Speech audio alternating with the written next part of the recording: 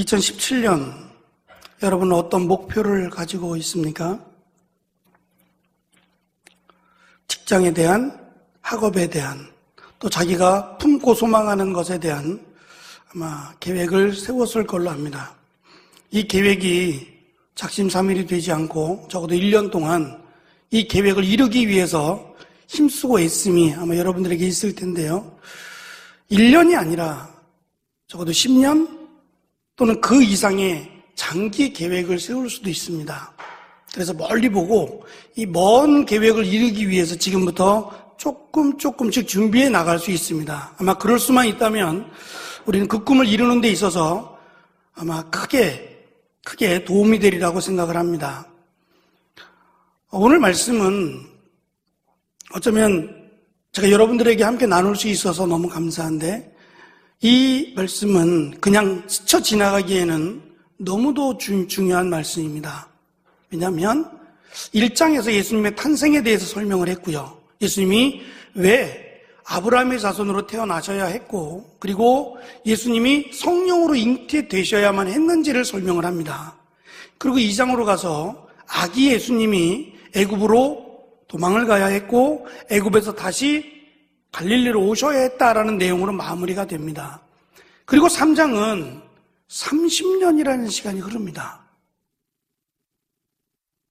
예수님의 그 젊은 시절 또는 소년 시절에 대한 언급이 전혀 없고, 아기 예수님일 때 2살 미만의 아이들은 다 죽이라고 헤롯이 선포를 했을 때를 기억하면 적어도 30년 가까이의 시간이 2장에서 3장으로 넘어가면서 사라진 겁니다.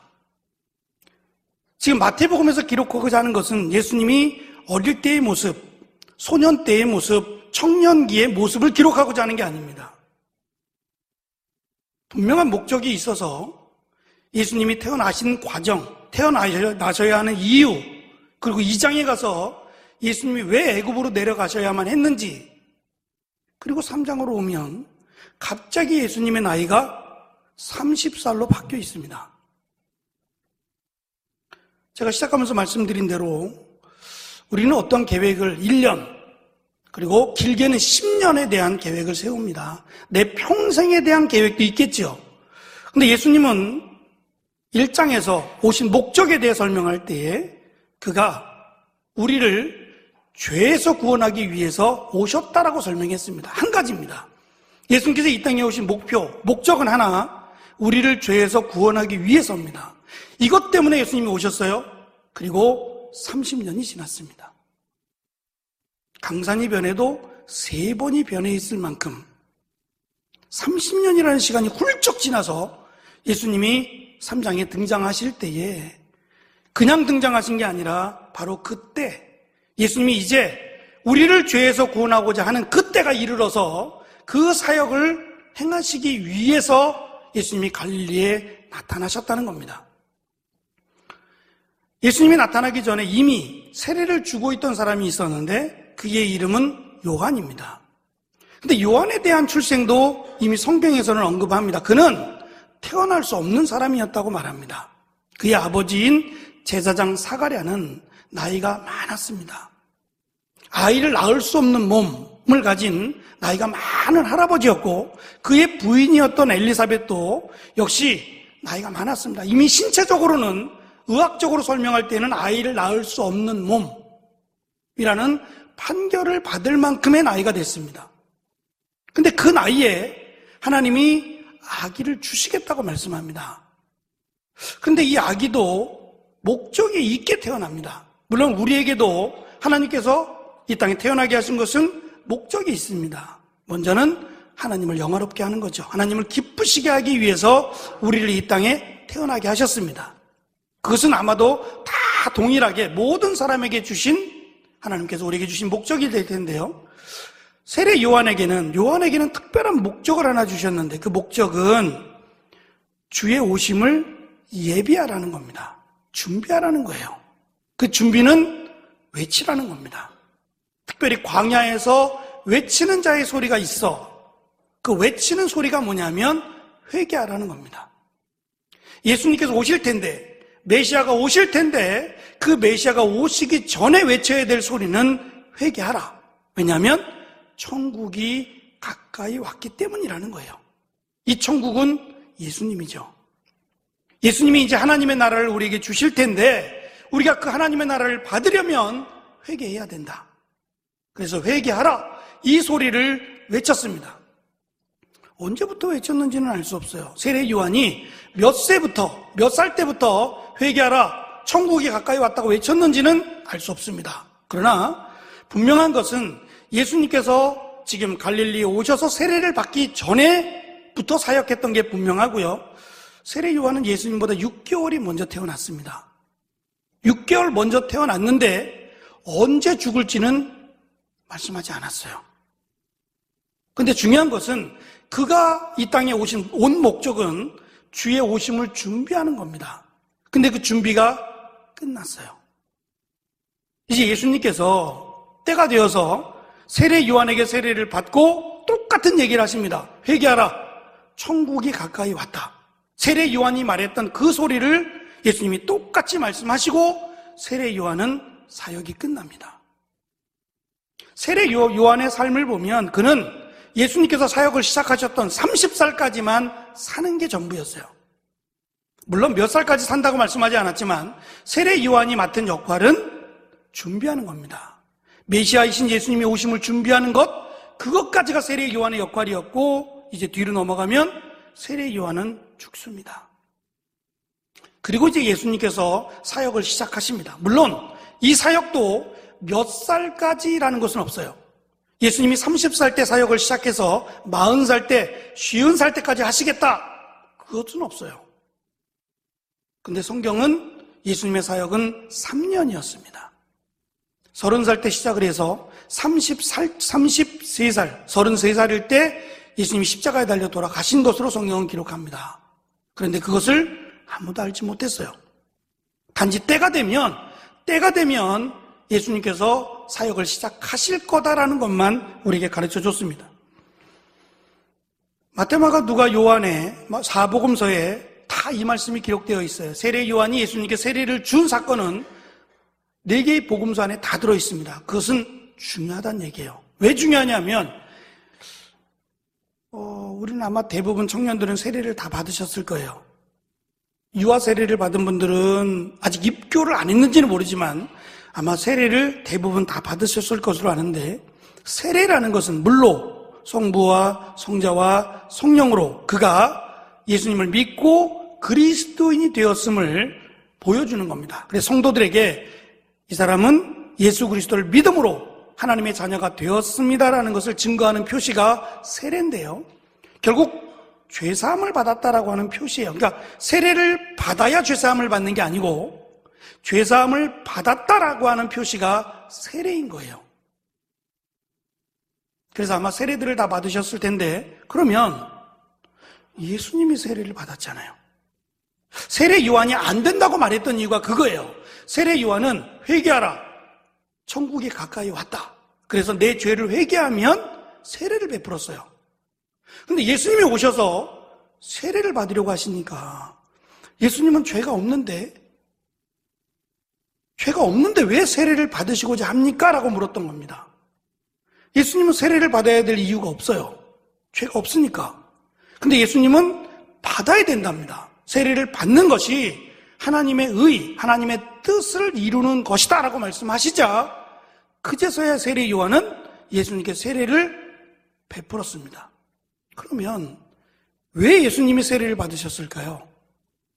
무엇 때문에 예수님이 세례를 받으셨을까요? 저는 3가지로 말씀을 드리려고 해요. 먼저 11절에 가면 3장 11절에는 예수님께서 죄가 있어서 세례를 받은 게 아니다. 예수님은 불과 성령으로 너희들에게 세례를 베풀 것이다 라고 서둘러서 설명을 했어요. 예수님이 죄가 있어 세례를 받은 게 아니라 예수님도 불과 성령으로 너희들에게 세례를 줄 거다라고 서둘러 말했던 이유가 예수님이 세례를 받은 이유를 설명하기 위해서 그래요. 먼저는 예수님께서 세례를 받으신 이유는 거룩함을 회복시키시기 위해서 세례를 받았어요. 예수님이 아니라 우리를 위해서 말입니다. 3장과 4장의 말씀을 연결해서 보면 3장은 광야로 들어가기 전 광야로 들어가기 전 홍해바다를 건넌 사건과 연결을 합니다. 그리고 4장은 홍해바다를 건너서 광야로 들어가서 이제 예수님이 시험을 받는 장면이에요. 그러니까 3장과 4장의 중간에 뭐가 있냐면 홍해바다 사건이 있어요. 홍해바다를 건넌 것과 건너지 않는 것의 차이가 있다는 거예요. 혹시 성경을 갖고 계신 분들은 맨 뒤에 보면 지도가 있어요. 지도가 없는 성경도 있을 텐데 혹시 내가 가진 성경에 지도가 있나? 한번 확인해 보시기 바랍니다. 지도가 있다면 그 지도 가운데 출애굽의 여정에 대한 지도가 있을지 모르겠어요. 지도가 있는 사람들은 한번 보세요. 출애굽의 여정을 그려놓은 지도를 가만히 보면 홍해바다를 지나가지 않았어요. 정말 아이러니하게도 제가 가진 성경 지도에도 홍해바다를 지나지 않았어요. 여러분이 갖고 있는 성경 중에 혹시 홍해바다를 지나간 지도가 있다면 특별한 지도입니다. 없을 거예요.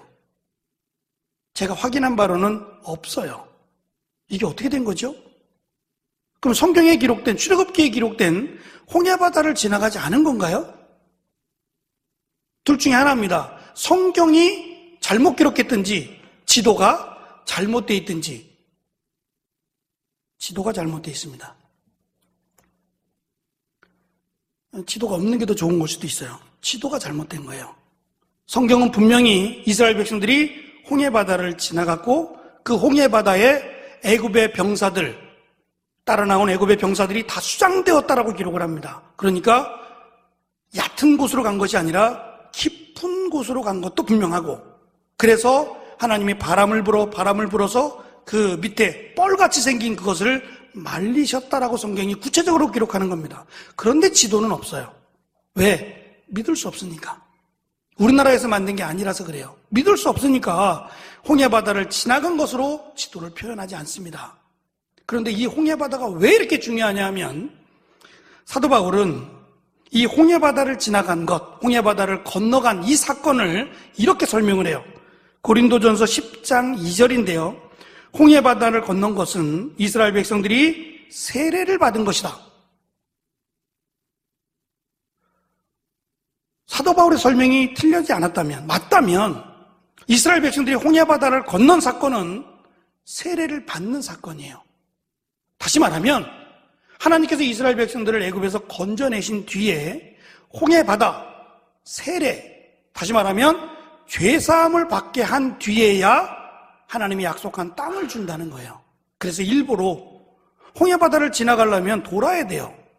애굽에서 가나안 땅을 들어가려면 바로 가면 돼요. 직선거리로 그냥 쭉 가면 되는데 하나님께서 일부러 이스라엘 백성들을 홍해바다로 인도하셨다는 겁니다.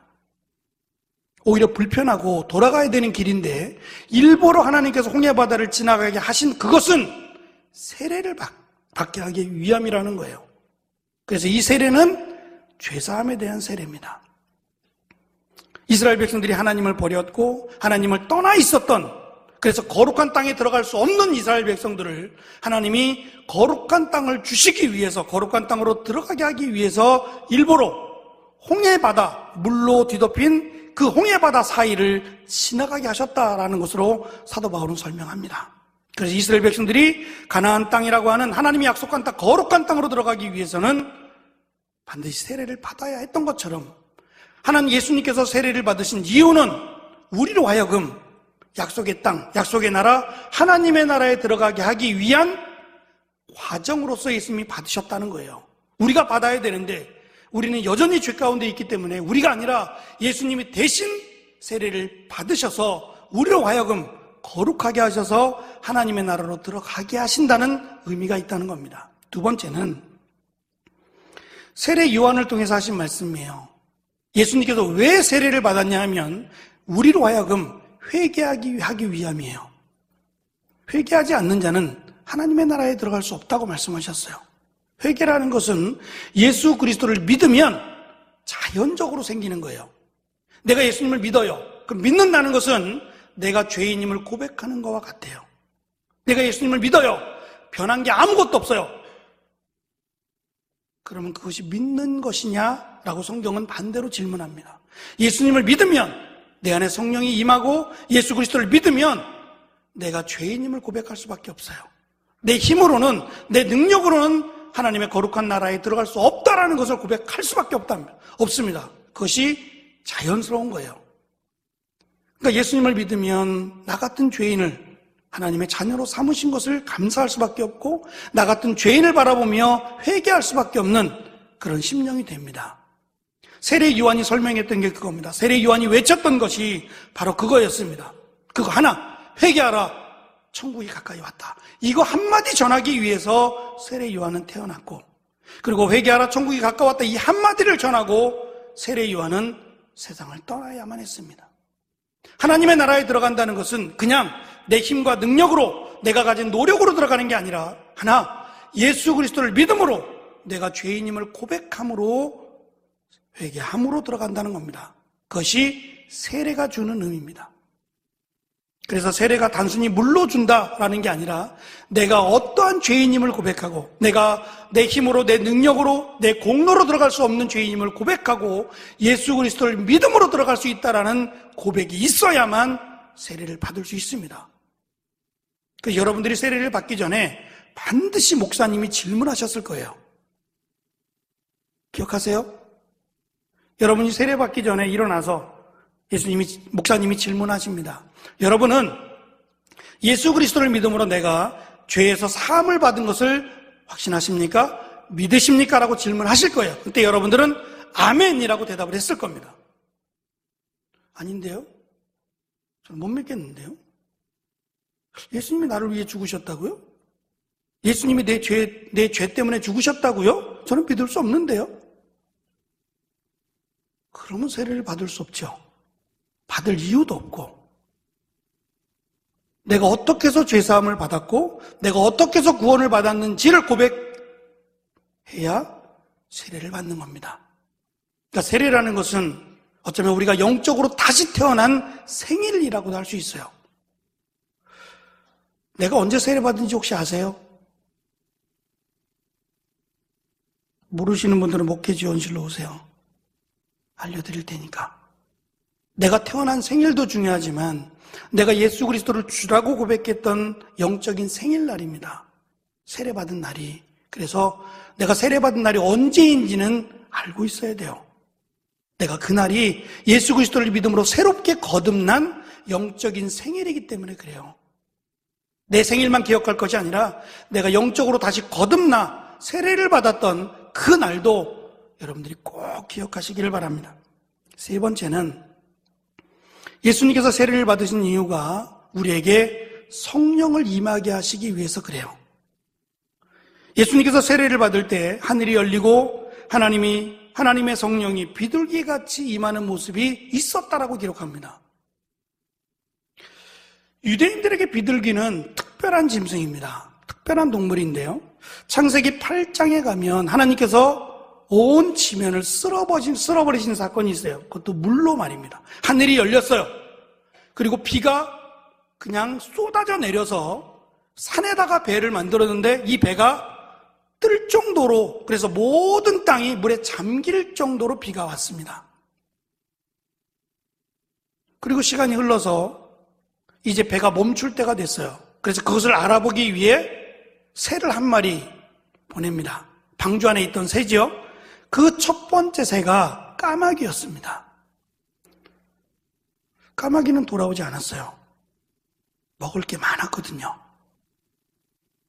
썩은 걸 좋아하니까 먹을 게 많아서 돌아올 이유가 없었던 겁니다. 그래서 돌아오지 않았어요. 기다리다 돌아오지 않자 이번에는 비둘기를 보냈더니 비둘기가 땅에서 자라는 식물의 이파리를 따와서 땅이 말랐다는 것을 가르쳐 주었어요. 이것을 가지고 유대인들은 죽었다 살아난 거잖아요.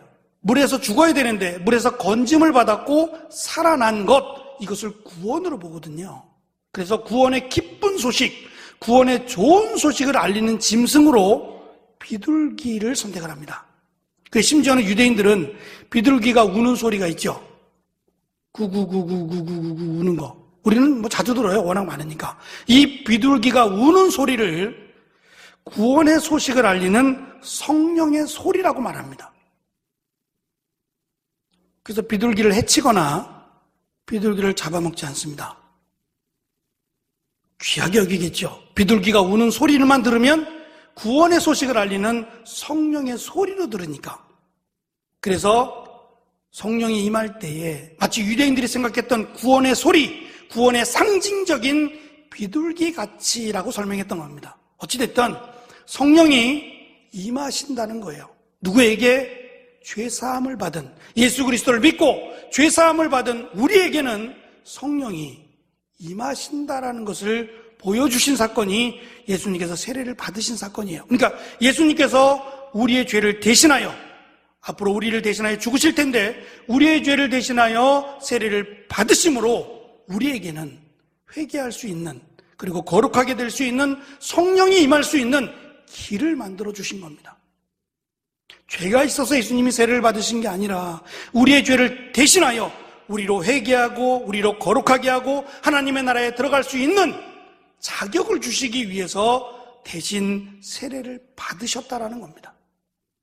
세례 요한은 그 얘기를 듣고 이것이 하나님의 의를 이루는 것이다 라는 얘기를 듣고 주저하지 않고 예수님께 세례를 베풀었던 겁니다. 예수님께 30년은 어떠한 의미가 있었을까요? 아기 예수, 2장에 기록된 아기 예수의 사건, 그리고 30년이 훌쩍 지나서 예수님이 이제 성년이 되어서 예수님이 그 뜻을 이루기 위해 십자가에 달려 죽으시는 그 뜻을 이루기 위해서 갈릴리에 나타나실 때까지 30년 어떻게 보내셨을까요? 30년이 안 왔으면 좋겠다. 30살이 안 왔으면 좋겠다. 그러셨을까요? 아니면 빨리 왔으면 좋겠다. 내가 사랑하는 이들을 위해서, 사랑하는 우리를 위해서 죽기를 기다리셨을까요? 목적을 이루는 일이 기쁘고 즐겁다면 우리가 준비하는 1년, 때로는 10년이라는 장기 계획이 지루하지 않습니다. 오히려 기대가 되고 이 일을 이루기 위해서 더 열심을 낼 것입니다. 비록 성경은 2살이라고 하는 예수님, 그리고 30살이 돼버린 예수님을 2장과 3장 사이에 기록하고 있지만 예수님은 그 30년의 시간이 지루하거나 미뤘으면 좋겠다라고 생각하지 않으셨을 겁니다. 오히려 그때를 기다리셨고 그때가 오기를 예수님은 원하셨을 겁니다. 우리의 죄를 대신하여 세례를 받으셨을 때, 그리고 우리의 죄를 대신하여 십자가에 달려 죽으셨을 때 예수님은 그것을 후회하시거나 내가 괜히 이 땅에 왔다 하지 않으셨습니다. 오히려 다 이루셨다고, 너무너무 기쁘다고, 우리의 죄를 대신하여 죽으신 것이 너무너무 행복한 것처럼 우리에게 말씀하고 있습니다. 그렇게 해서 우리는 죄사함을 받게 되었고, 그렇게 해서 우리는 거룩한 하나님의 나라에 들어가는 자격이 주어지게 됩니다.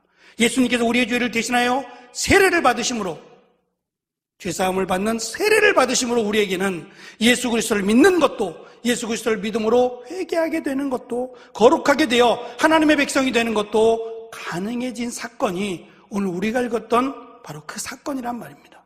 그래서 우리가 2번, 3번 세례는 받지 않습니다. 세례는 평생에 한 번만 받는 겁니다. 이 한 번의 의미가 사실은 내가 무언가를 잘했기 때문에 죄사함을 받은 게 아니라 예수 그리스도를 믿었기 때문에 내가 죄사함을 받았다라는 그 고백으로 기억했으면 좋겠어요. 내 공로에 의해서 내가 세례를 받은 게 아니라 나를 위해 먼저 세례를 받으신 그 예수님의 은혜로 인해서 내가 세례를 받을 수 있었고, 이 세례가 예수 그리스도를 믿음으로 죄사함을 받았고 하나님의 백성이 되었다라고 하는, 그래서 약속하신 하나님의 나라에 들어갈 수 있다라고 하는 은혜의 시간이 되었으므로 기억했으면 좋겠습니다. 2번 받을 수 없고 3번 받을 수 없지만 내 평생에 딱 한 번 받는 이 세례가 우리에게는 너무도 귀하고 너무도 의미 있는 시간으로, 그래서 저는 그날이 영적인 생일로 기억되었으면 좋겠다라는 말씀을 드렸습니다. 다시 받을 수 없는 세례지만 이미 받은 세례가 예수 그리스도께서 이미 받으심으로 인해서, 세례를 받으심으로 인해서 우리가 받게 되었음을 기억하고, 우리가 2017년 이제 예수님의 은혜로 출발합니다. 2017년 마무리할 때도 예수님의 은혜로 마무리하는, 오늘 찬양대가 찬양 드릴 때 예배와 관련된 찬양을 드렸습니다. 하나님이 우리의 예배를 받으시고 거룩한 예배를 받기를 원하여 드린 이 찬양의 가사처럼 우리의 삶을 하나님께 예배드림으로, 삶을 하나님께 예배가 되어 드림으로 살아갈 때 2017년 후회하지 않는, 그리고 우리 현수막 보이시나요? 다시 거룩한 교회로, 다시 하나님께로 돌아가는 회복의 시간으로 2017년이 우리에게는 의미 있는 시간이 되어지기를